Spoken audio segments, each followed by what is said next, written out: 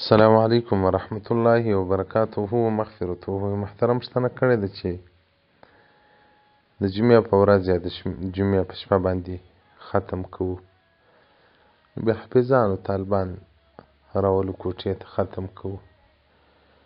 نو په جومات کې ختم وسي ښه ده، که په کور کې ختم وسي ښه ده.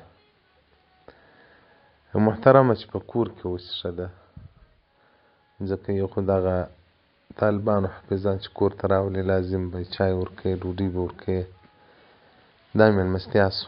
رسول الله صلی الله علیه وسلم وایي د مؤمن پر سرخان باندې چې 10 لپاره مېلمانه کښېني، هغه د الله د رضا دپاره یې راوستلي وي.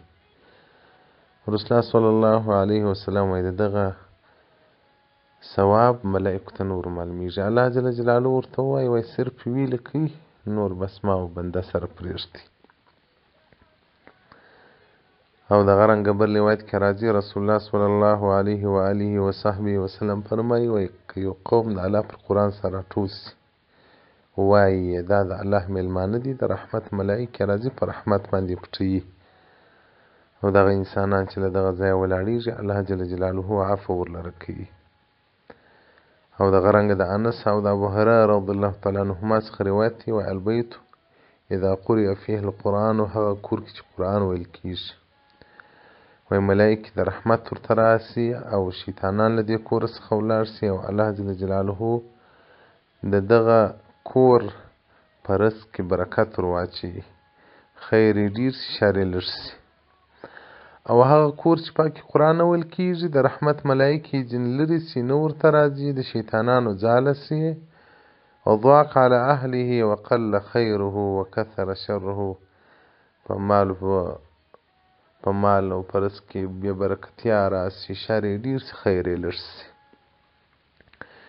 حدیث رقم 2444 صفحه 544 کنز المال جلد نمبر اول.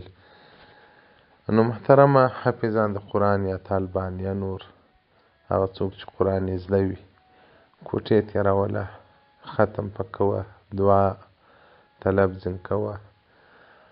او د دوی په خوله چې قرآن وویل سو بیا اوبه یا مالګه یو شی په دمه وه، هغه اوبه وړه د کور په اوبو یې ګډه وه، هغه مالګه یوسه په اوړو د کور په هغه نورو مالګو باندې یې ګډ کړه. الله به مو اولاد و کور و ژوند له شره وساتي.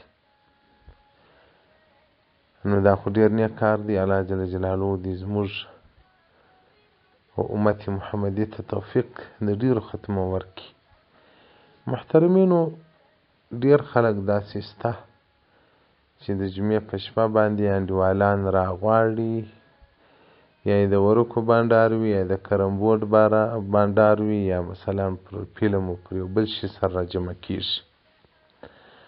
خو دغه د جمعې په ورځ یا په شپه کې چې د الله پر کلام باندې سره راټول سي، دغه نو اوس نه معلومېږي چې بیا قبر ته ورسو بیا به د دغه ثواب او اجر الله موږ ته راکړي. والسلام علیکم ورحمت الله وبرکاته.